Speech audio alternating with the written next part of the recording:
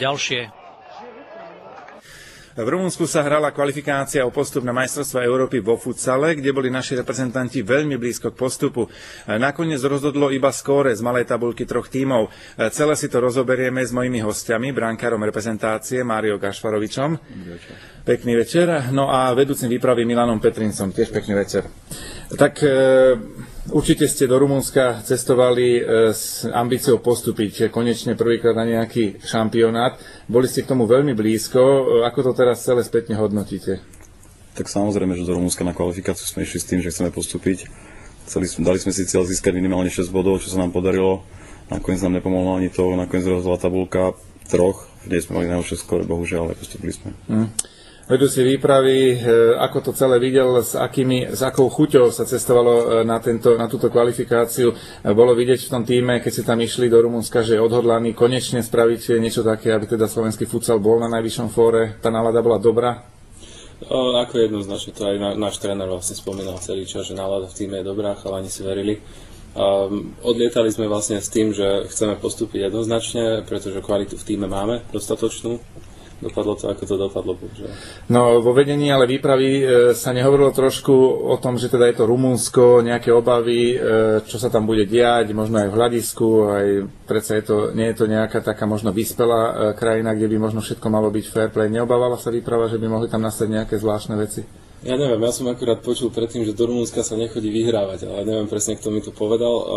Ináč sme nemali nejaké veľké obavy z toho, čo by sa tam mohlo diať. Predsa v podstate UEFA tieto veci zastrešuje, čiže oni musia dbať na to, aby veci boli fair play. Dá sa povedať, veľmi často to spomínam. Takže poďme po poriadku. Tu už sledujeme inak zábery z tej kvalifikácie. Celá tá kvalifikácia sa začala zápasom Česko-Nórsko. Ten zápas sa skončil 4-3. Teraz asi určite hovoríte, že aká veľká škoda, že Nóri nezobrali Čechom aspoň teda bod a teda neremizovali, pretože to by bol ten záver kvalifikácie úplne iný. Ako ste ten zápas tedy vnímali? Tak Nórsko je také dosť neznáme mužstvo pre mužstva, ktoré sú vyspelejšie vlastne v tejto sfére. A bol to ťažký zápas pre Čechov, lebo nepoznali určite Norov, v akom prídu zložení, akých hráčov tam majú, aké individuality. Boli to v podstate takí hráči, dá sa povedať, z veľkého futbalu, strašne taký strojový, taký dosť silný, až silový. Ten zápas skončil 4-3, ale mohol kľudne skončiť aj 4-4, mohol skončiť aj väčším víťazstvom Čechov. Hrali ešte tak opatrnejšie ten zápas, lebo fakt nepoznali toho supera. Bol to naozaj veľmi ťažký zápas pre nich a zlaté 3 body pre nich. My sa teraz pozeráme na ten zápas, ktorý ste hrali s Čechmi, ale k tomu sa samozrejme dostaneme, pretože je chronologicky. Tak poďme k Rumunom. Vy ste hrali prvý zápas s Rumunskom.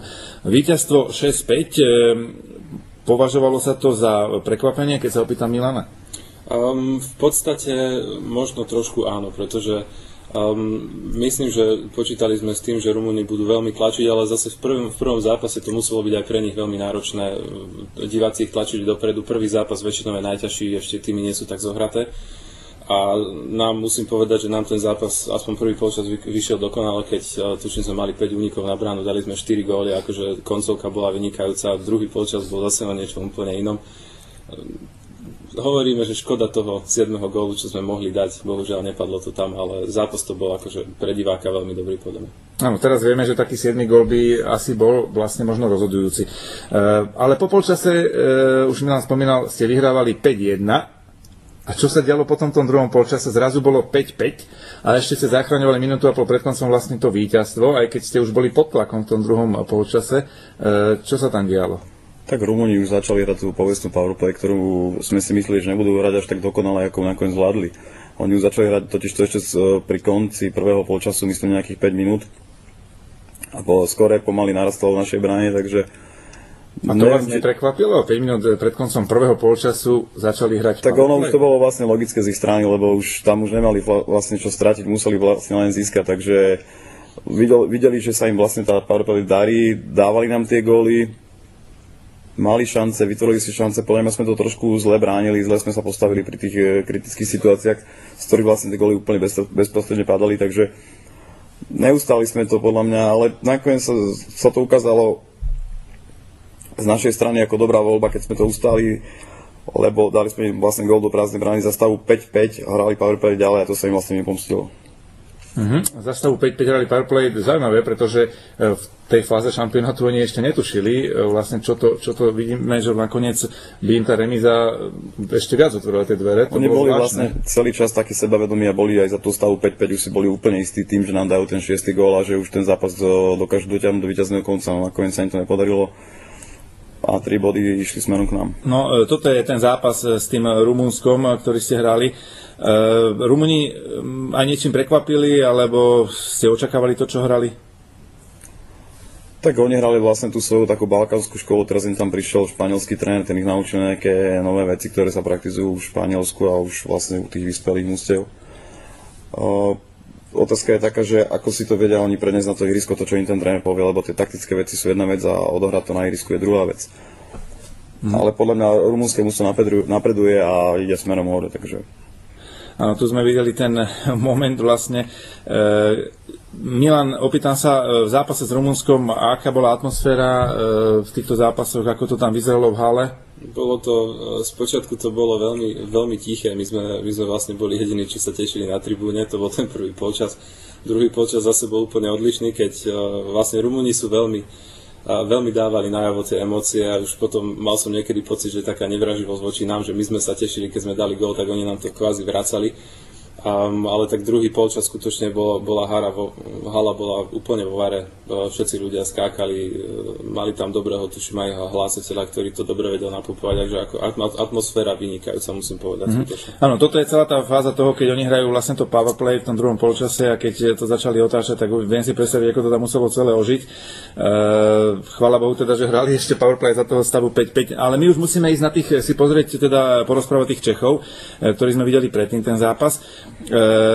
Bol to váš vlastne predposledný zápas. Vy ste vtedy, keby ste remizovali s Čechmi, tak asi by ste už vedeli, že postúpite, lebo Norov to bolo viac menej, malo byť povinné víťazstvo.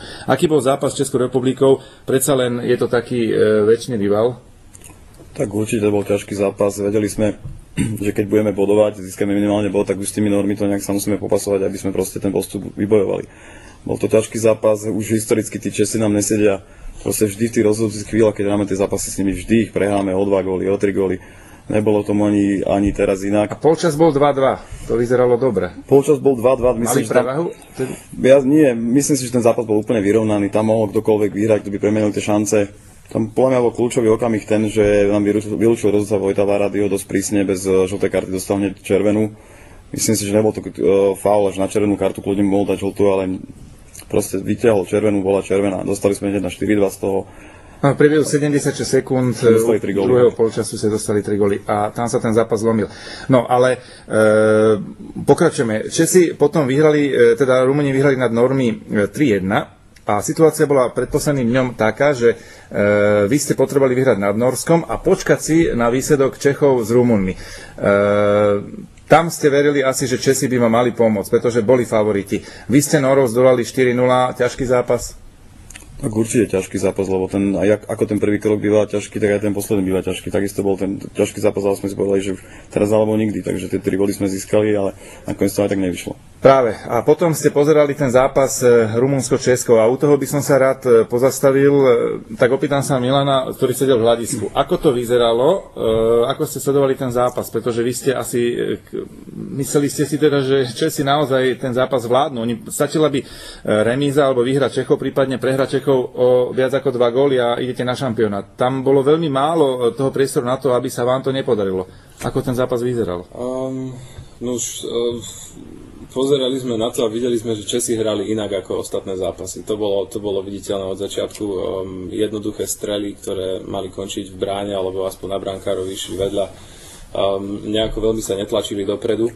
Ešte neviem, ako z môjho pohľadu ten prvý polčas ešte bol relatívne taký, že tu bolo kvázi ako boj o každý centimeter ihriska. Myslím, že Česi tam dosť dobre ešte bránili, ešte tam bol náznak, že je snaha hrať nejakú vyrovnanú partiu. Zmenilo sa to potom v druhom polčase. Áno, tam dali 13 minút pred koncom, dali Rumúni gól na 1-0 a to bola situácia, lebo dovtedy Rumúni potrebovali dať gól. A zrazu bola situácia, keď obidvom tímom ten stav vlastne vyhoval a postupovali obidva tie týmy, ktoré boli na palubovke. Ako to vyzeralo od toho gólu Rumunov? Z môjho pohľadu, to ja vám poviem otvorene, že bolo to celé zinscenované, bola to celá jedna fraška futsalová, ktorá nepatrí na takéto fórum. Proste bola dohoda, ktorá vznikla medzi Rumunmi, medzi Čechmi. Dohodli sa, že ten výsledok skončí 1-0, tak aj skončil, tým pádom nám odpísali a boli sme mimo. A bolo to tak enormne vidieť na tej palubovke? Podľa čoho sa to dá takto povedať? Ono už to bolo vidieť vlastne v polovici turnaja, keď nám nežičili rozhodcovia tými vylúčeniami, napríklad Vojta Varadyho, alebo udelenie žltej karty úplne zbytočnej Peťovi Halkovi.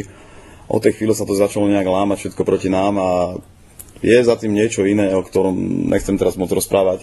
Keď nejaký divák si to bude chcieť pozrieť, sa pozrie na stránke Futsal Slovakia alebo na eFutsal, tam to teraz dosť žije, takže hádame sa, je to taká československá vojna, ale my máme svedomie čisté a Česi by si ho mali spýtovať. Asi po tom zápase to nevyzeralo dobre aj medzi Českou výpravou a Slovenskou. No to asi by som nerad veľmi komentoval, pretože keď sa na to pozrieme objektívne, po tej 7. minúte v druhom polčase, ako to na ihrisku začalo vyzerať, už to bolo úplne ako Mário hovorí, bola tu fraška. Jednoducho ani jeden z tímov sa netlačil dopredu, jednoducho posúvali si tú loptu na vlastných poloviciach, sem tam niekomu akože ušlo.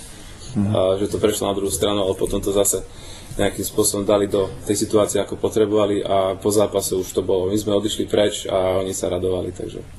No, musíme to prekusnúť. Mário, to bola jedna veľká šanca. Čo ďalej teraz? Pokračuješ v reprezentačnej kariére, ešte predsa bude zase kvalifikácia na svet? Tak uvidím, či dostanem ešte pozvánku trénera reprezentácie a verím, že áno. Keď dostanem, tak prídem rád, určite jasné, že chcem chalanom pomôcť. Teraz som myslím, že sa vytvorila skvelá partia, ktorá je poskladaná z takých hráčov aj starších, aj mladších. Je to len dobré aj pre tých mladých, že si zahrajú s takými vzormi, ako je napríklad Laco Mikita a v dnešnej dobe už ikona futsalu, takže ja si myslím, že bude to dobré a teraz je ďalšia kvalifikácia, myslím, že to je na svet niekedy koncom roka, takže uvidíme, že čo bude ďalej. Chlapi, ja vám držím palce, teda, aby to nakoniec raz vyšlo slovenskému futsalu, aby sa dostal na ten šampionát. Nech sa vám darí. Ďakujem. No a my zasa vrátime